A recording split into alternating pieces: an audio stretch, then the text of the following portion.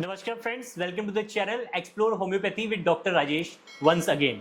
आज आए हैं हम आपके सामने एक बहुत ही इंपॉर्टेंट टॉपिक लेके, जिसके बारे में आपको जानना बहुत ही जरूरी है। इससे कैसे इजाद पाया जा सकता है, होम्योपैथी और लाइफस्टाइल की इसमें क्या इंपॉर्टेंस है, ये सारा कुछ हम जानेंगे। हर बार की तरह वीडियो शुरू करने से पहले एक बार मेरे साथ गायत्री मंत्र ओम भूर्भुवस्सुवः तत्सवितुर्वरेण्यं भर्गो देवस्य धीमहि धियो यो नः प्रचोदयात्। जी हाँ दोस्तों, आज का जो टॉपिक है हमारा, उस टॉपिक का नाम है GERD यानी गैस्ट्रोइसोफेजियल रिफ्लक्स डिजीज। यानी कि अगर आम लैंग्वेज में कहें तो पेट का कंटेंट, पेट का एसिड जब ऊपर की तरफ आता है, ऊपर की तरफ रिफ्लक्स होता है खाने की नली में, उसको हम कहेंगे GERD यानी गैस्ट्रोइसोफेजियल रिफ्लक्स डिजीज। आज जानेंगे इस वीडियो में हम किन कारणों से ये बीमारी होती है, किन कारणों से ये बीमारी आगे बढ़ सकती है, किस तरीके से इस बीमारी से छुटकारा पाया जा सकता है और किस तरीके से इस बीमारी का पता भी लगाया जा सकता है, और सबसे इंपॉर्टेंट चीज, होम्योपैथी और लाइफस्टाइल से इस बीमारी में हम क्या योगदान दे सकते हैं। जिन्होंने अभी तक हमारे चैनल को सब्सक्राइब नहीं किया है तो गाइस प्लीज सब्सक्राइब कर लीजिए, क्योंकि ऐसी ही इंपॉर्टेंट वीडियोज हम आपके सामने लेके आएंगे और आपकी जो नॉलेज है वो बढ़ाते रहेंगे। तो चलिए वीडियो शुरू करते हैं अपनी। सबसे पहले हमें GERD को समझने के लिए ये समझना जरूरी है कि ये जो एनाटमी है हमारी, खाने की नली और पेट, ये क्या है। ये एक डायग्राम के थ्रू मैं आपको समझाने की कोशिश करूंगा। ये देखिए आप, ये है खाने की नली जिसको हम कहते हैं ईसोफेगस, और ये खाने की नली खुलती है स्टमक के अंदर। स्टमक के अंदर जहां ये खुलती है वहां पे एक ढक्कन होता है, एक तरह से ये ढक्कन होता है जो कि यहाँ का खाना जो है, जो पेट का खाना होता है, जो एसिड होता है, उसको रेगुलेट करता है कि वो ऊपर की तरफ ना आए।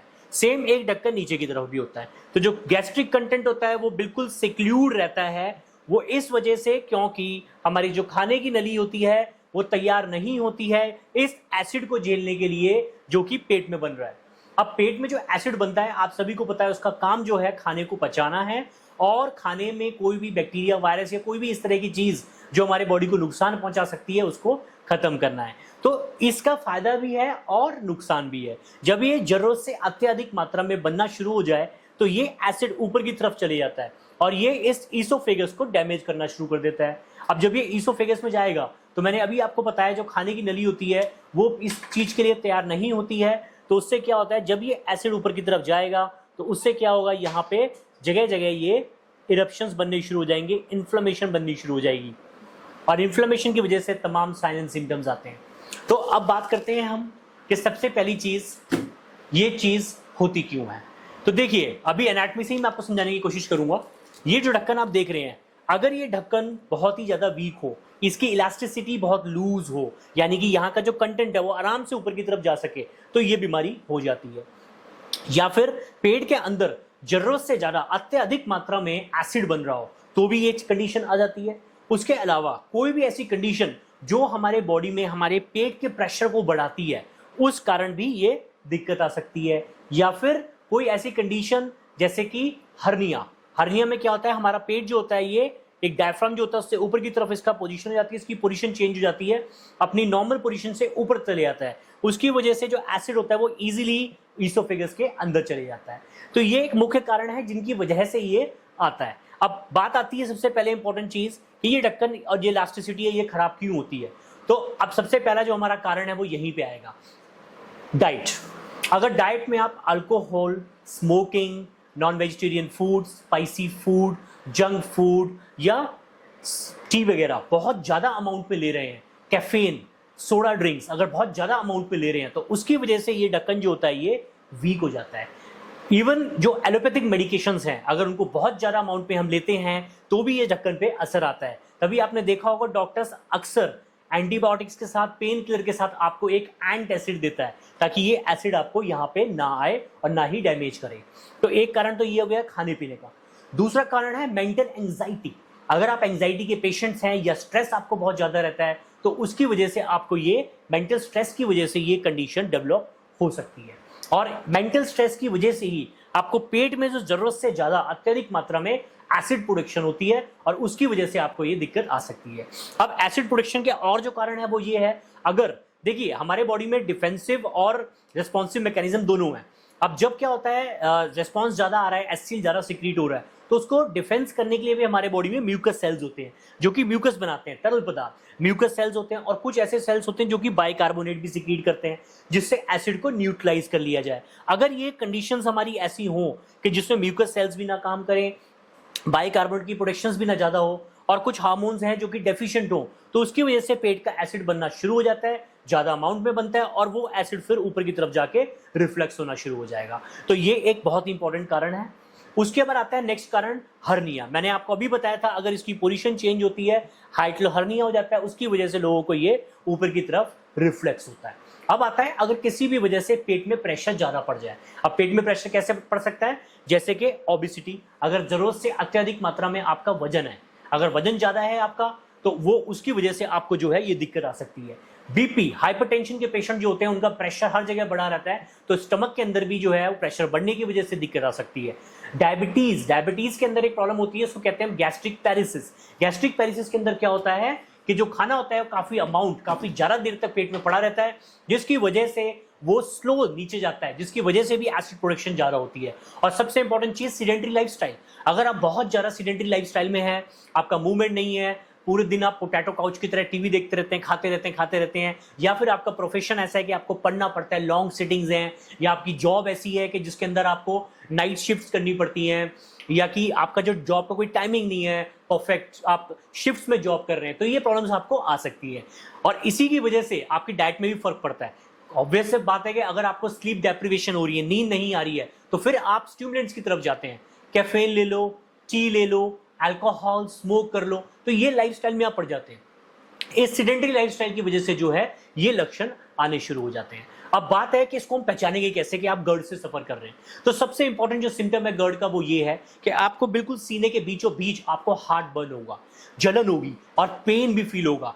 अक्सर ये पेन को डिस्टिंग्विश करना हार्ट पेन से जरूरी है। कई बार क्या होता है, पेशेंट को यहाँ पे पेन होती है, एंग्जाइटी होती है, घबराहट होती है, तो पेशेंट को लगता है उसको हार्ट अटैक आ रहा है और फिर वो पैनिक सिचुएशन में चले जाता है। ऐसे केसेस में आप ईसीजी करा के ये डिफरेंशिएट कर सकते हैं कि ये गर्ड पेन है या हार्ट डिजीज है। तो वो एक इंपॉर्टेंट इसका सिम्टम हो गया। दूसरा सिम्टम, खट्टे खट्टे डकार आना, गले में जलन होना, और एक चीज है क्रॉनिक कफ। अब क्रॉनिक कफ का जो कारण है, देखिए कई लोगों में क्या होता है, उनको ये पता ही नहीं होता उनको खांसी क्यों हो रही है। सारी तमाम एंटीबायोटिक्स, एंटीवायरल मेडिसिन सारी खा के देख लेते हैं, उससे असर नहीं पड़ता, समझ में नहीं आता क्यों खांसी हो रही है। अब खांसी का जो रीजन है वो ये है, ईसोफेगस के बिल्कुल आगे की साइड पे जो पड़ा हुआ है वो पड़ा हुआ है रेस्पिरेटरी ट्रैक।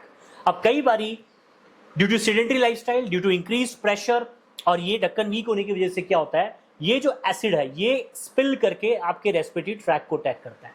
रेस्पिरेटरी ट्रैक को अटैक करने की वजह से लैरिंग्स वगैरह जो आपके गले में वोकल कॉर्ड्स होते हैं उनके अंदर परमानेंट इंफेक्शन हो जाती है, लैरिंजाइटिस हो जाता है और उसकी वजह से परमानेंटली वो एक हॉर्सनेस, सूजन आ जाती है, जिसकी वजह से गला खराब रहता है, खराश रहती है, बार बार खांसी आती है, इम्यूनिटी लो हो जाती है। तो ये एक लक्षण जो है बहुत इंपॉर्टेंट है समझना।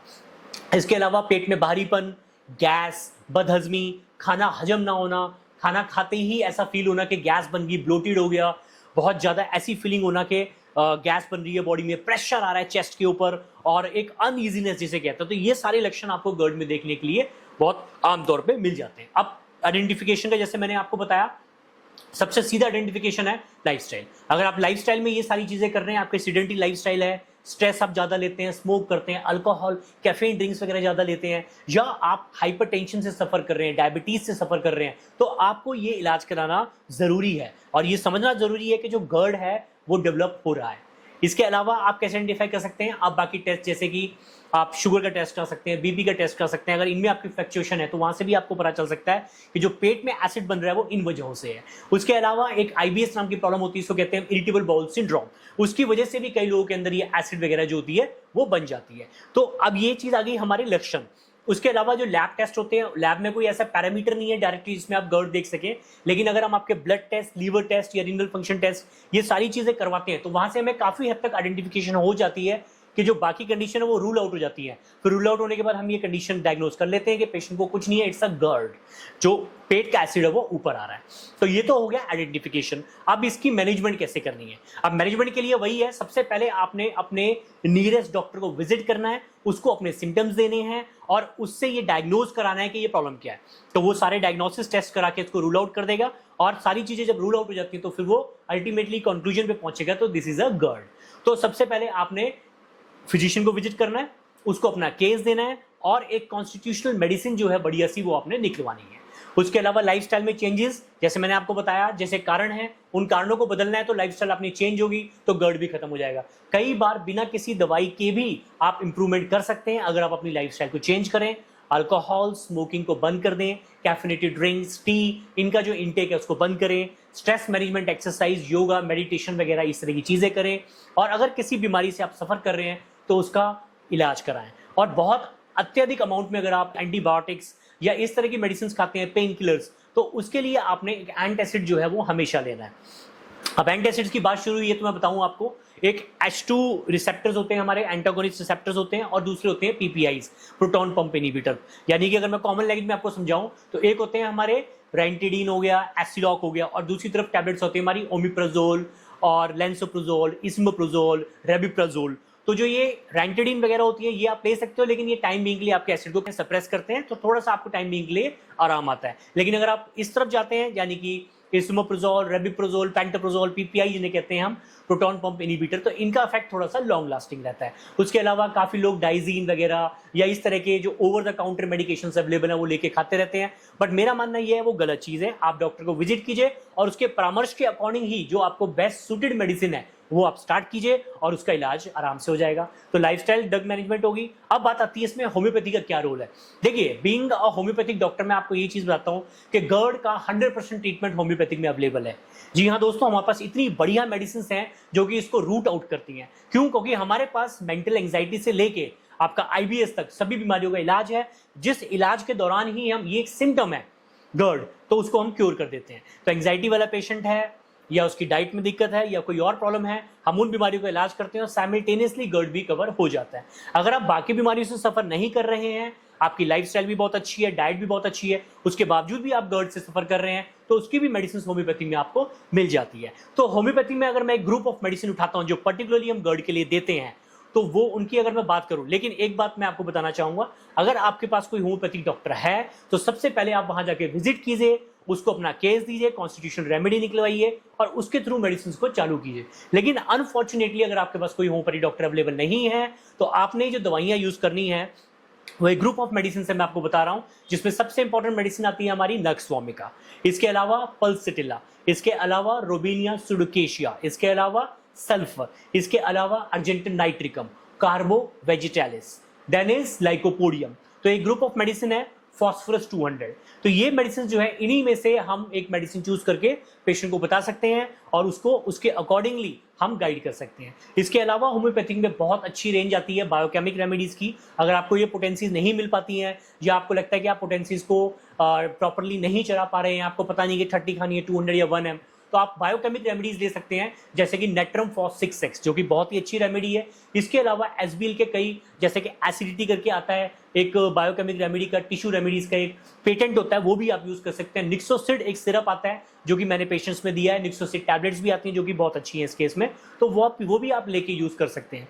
उसके अलावा टिंचर्स में China Q is a very important tincture जो कि हम नॉर्मली इस केस में देते हैं और काफी अच्छे रिजल्ट देखने के लिए मिलते हैं। बट अगेन कारण के अकॉर्डिंगली हम आर्टिका यूरेंस क्यू भी देते हैं, बर्बेरिस वुल्गेरिस क्यू भी देते हैं, जिससे एसिडिटी में काफी आराम आता है। तो वही कंडीशन है कि अगर आपके पास डॉक्टर अवेलेबल है तो ठीक है, नहीं है तो ये मेडिसिन आप चूज कर सकते हैं, या फिर अगर आपको इसके अलावा भी कोई डाउट है तो आप मुझसे कमेंट बॉक्स में लिख के पूछ सकते हैं। मैं कोशिश करूंगा कि आपके सारे के सारे डाउट क्लियर कर सकूं।